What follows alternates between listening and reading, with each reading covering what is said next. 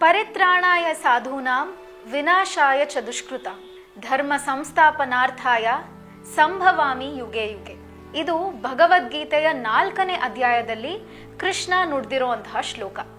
ಇದರ ಅರ್ಥ ಏನಂದ್ರೆ, ಧರ್ಮಕ್ಕೆ ಕೇಡು ಉಂಟಾದಾಗೆಲ್ಲ ಧರ್ಮವನ್ನ ಕಾಪಾಡೋದಕ್ಕೆ ಮಹಾವಿಷ್ಣು ಅವತಾರವನ್ನ ತಾಳ್ತಾನೆ ಅಂತ. ಈಗ ಈ ಶ್ಲೋಕವನ್ನ ಯಾಕೆ ಹೇಳಿದೆ ಅಂದ್ರೆ, ಈ ಶ್ಲೋಕದಲ್ಲಿ ಕೃಷ್ಣ ನುಡಿದಿರೋ ಹಾಗೆ ಮಹಾವಿಷ್ಣು ಹಲವಾರು ಅವತಾರಗಳನ್ನ ತಾಳಿದಾನೆ. ಅದರಲ್ಲಿ ಮುಖ್ಯವಾಗಿ ದಶಾವತಾರ ಅಂತ ನಾವೇನ್ ಹೇಳ್ತೀವಿ, ಅದೆಲ್ಲ ನಮ್ಮ ರಕ್ಷಣೆಗಾಗಿಯೇ ಮಹಾವಿಷ್ಣುವಿನ ಅವತಾರಗಳು. ದಶ ಅಂದ್ರೆ 10, ಅವತಾರ ಅಂದ್ರೆ ಇನ್ಕಾರ್ನೇಷನ್. ಮತ್ಸ್ಯ, ಕೂರ್ಮ, ವರಾಹ, ನರಸಿಂಹ, ವಾಮನ, ಪರಶುರಾಮ, ರಾಮ, ಕೃಷ್ಣ, ಬುದ್ಧ ಹಾಗೂ ಕಲ್ಕಿ. ಇದರಲ್ಲಿ ಮೊದಲನೆಯದು ಮತ್ಸ್ಯಾವತಾರ. ಈಗ ನಾವಿರೋದು ಕಲಿಯುಗದಲ್ಲಿ. ಅದೇ ರೀತಿ ಸತ್ಯಯುಗ, ತ್ರೇತಾಯುಗ, ದ್ವಾಪರ ಯುಗ, ಕಲಿಯುಗ, ಈ ರೀತಿ ಒಟ್ಟು 4 ಯುಗಗಳಿದೆ. ಈ 4 ಯುಗಗಳು ಸೇರಿದ್ರೆ ಒಂದು ಮಹಾಯುಗ. ಪ್ರತಿ ಮಹಾಯುಗ ಆದ್ಮೇಲೂ ದೊಡ್ಡ ಪ್ರಳಯ ಆಗತ್ತೆ. ಆ ಪ್ರಳಯದಲ್ಲಿ ಎಲ್ಲ ಜೀವರಾಶಿಗಳು ನಾಶವಾಗುತ್ತೆ. ಮತ್ತೆ ಸತ್ಯಯುಗ ಶುರುವಾಗುತ್ತೆ. ಇದೊಂದು ಚಕ್ರದ ರೀತಿ ನಡೀತಾನೆ ಇರುತ್ತೆ. ಬ್ರಹ್ಮನಿಗೆ ಒಂದು ಮಹಾಯುಗ ಒಂದು ದಿನದ ಹಾಗೆ, ಇನ್ನೊಂದು ಮಹಾಯುಗ ಒಂದು ರಾತ್ರಿಯ ಹಾಗೆ.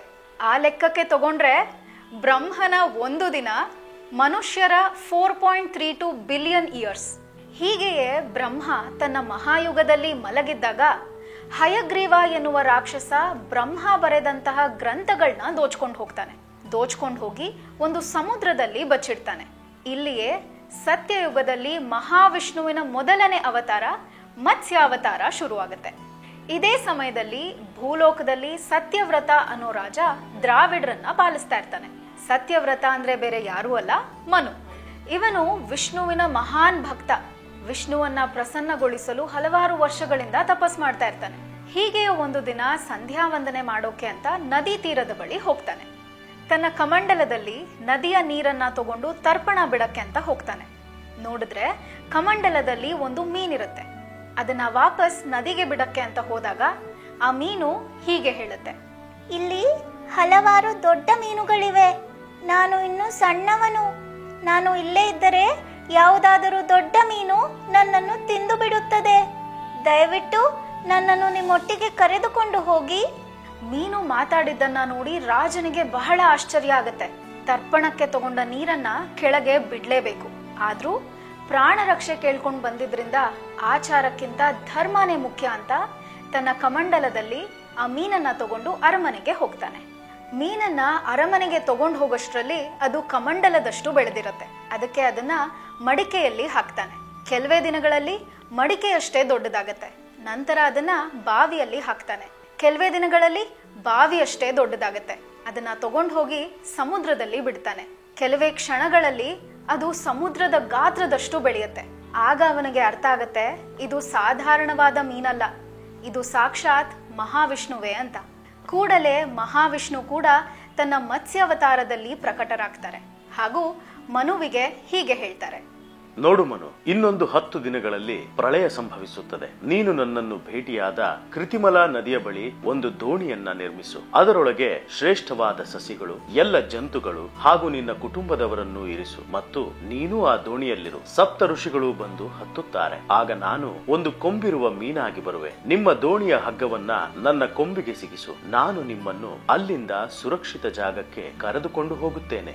ಏಕೆ ಮಹಾವಿಷ್ಣು ಮೀನಿನ ಅವತಾರನೇ ತಾಳಿದ್ರು ಅಂತ ಕೇಳಿದ್ರೆ, ಮೀನು ಸಮುದ್ರದಲ್ಲಿ ಎಷ್ಟು ಆಳಕ್ಕೆ ಬೇಕಾದ್ರೂ ಹೋಗಬಹುದು. ಮತ್ತೆ ಅದಕ್ಕೆ ಕತ್ಲಲ್ಲಿ ಕಣ್ ಕಾಣುತ್ತೆ. ಇನ್ನು ಪ್ರವಾಹ ಬಂದಾಗ ಅದನ್ನ ಎದುರಿಸುವಂತಹ ಶಕ್ತಿ ಅದಕ್ಕಿರುತ್ತೆ.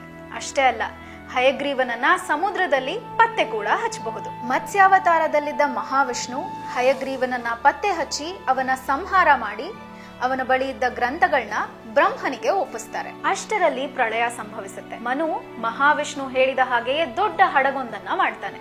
ಅದರಲ್ಲಿ ತನ್ನ ಕುಟುಂಬದವರು, ಸಸ್ಯಗಳು ಹಾಗೂ 7 ಋಷಿಗಳನ್ನ ಭದ್ರಪಡಿಸ್ತಾನೆ. ಮಹಾವಿಷ್ಣು ಕೂಡ ಹೇಳಿದ ಹಾಗೆಯೇ ಒಂದು ಕೊಂಬಿರುವ ಮೀನಿನ ರೂಪದಲ್ಲಿ ಬಂದು ಅವರನ್ನ ಮಲೆಯ ಪರ್ವತದ ಬಳಿ ಬಿಟ್ಟು ಮಾಯವಾಗ್ತಾರೆ. ಆ ಮಲೆಯ ಪರ್ವತವೇ ಈಗಿನ ಹಿಮಾಲಯ ಪರ್ವತ. ಕೆಲ ದಿನಗಳವರೆಗೂ ಪ್ರಳಯ ಸಂಭವಿಸುತ್ತೆ. ಎಲ್ಲಿ ನೋಡಿದ್ರೂ ನೀರೇ ಇರುತ್ತೆ. ಎಲ್ಲಾ ಜೀವರಾಶಿಗಳು ನಾಶವಾದ ಮೇಲೆ ಪ್ರಳಯ ಶಾಂತವಾಗುತ್ತೆ. ಈಗ ಭೂಲೋಕದಲ್ಲಿ ಬರೀ ಮನುವಿನ ಕುಟುಂಬದವರಷ್ಟೇ. ಮನುಷ್ಯರು ಶುರುವಾದದ್ದು ಮನುವಿನ ಕುಟುಂಬದಿಂದಲೇ. ಅದಕ್ಕೆ ನಮ್ಮನ್ನ ಮಾನವ ಕುಲ ಅಂತ ಕರೀತಾರೆ. ಕೊನೆಯದಾಗಿ ಮತ್ಸ್ಯಾವತಾರದಿಂದ ನಾವ್ ಏನ್ ಕಲಿಬೇಕು ಅಂತ ಕೇಳಿದ್ರೆ, ಮತ್ಸ್ಯಾವತಾರವು ಸಂರಕ್ಷಣೆ, ರಕ್ಷಣೆಯನ್ನ ಸೂಚಿಸುತ್ತೆ. ನಾವು ಮಾನವರು ಮಾನವೀಯತೆಯ ದೃಷ್ಟಿಯಿಂದ ಇನ್ನೊಬ್ಬರಿಗೆ ಸಹಾಯ ಮಾಡ್ಲೇಬೇಕು. ಪದ್ಧತಿಗಳಿಗಿಂತ ಧರ್ಮ ಮುಖ್ಯ ಅಂತ ಹೇಳುತ್ತೆ. ಮತ್ತೆ ಜ್ಞಾನ ಎಷ್ಟು ಮುಖ್ಯ ಅಂತ ಕೂಡ ಸೂಚಿಸುತ್ತೆ. ಬುದ್ಧಿಯು ಕೆಟ್ಟವರ ಕೈ ಸೇರಿದರೆ ಎಷ್ಟು ದೊಡ್ಡ ದುರಂತ ಆಗ್ಬೋದು ಅಂತ ಹೇಳುತ್ತೆ. ಹಾಗಾಗಿ ನಮ್ಮ ಬುದ್ಧಿ ನಮ್ಮ ಕೈಲಿದ್ರೇನೆ ಒಳ್ಳೇದು. ಈ ವಿಡಿಯೋ ಇಷ್ಟ ಆಗಿದ್ರೆ ಲೈಕ್, ಶೇರ್ ಹಾಗೂ ಸಬ್ಸ್ಕ್ರೈಬ್ ಮಾಡಿ. ನಮ್ಮ ಚಾನೆಲ್ನ ಹೆಚ್ಚಿನ ಅಪ್ಡೇಟ್ಸ್ಗಾಗಿ ಇನ್ಸ್ಟಾಗ್ರಾಮ್ ಹಾಗೂ ಫೇಸ್ಬುಕ್ ಅಕೌಂಟ್ಸ್ನ ಫಾಲೋ ಮಾಡಿ. ನಾನು ನಿಮಗೆ ಮುಂದಿನ ವಿಡಿಯೋದಲ್ಲಿ ಸಿಗ್ತೀನಿ. This is Surabhi signing off.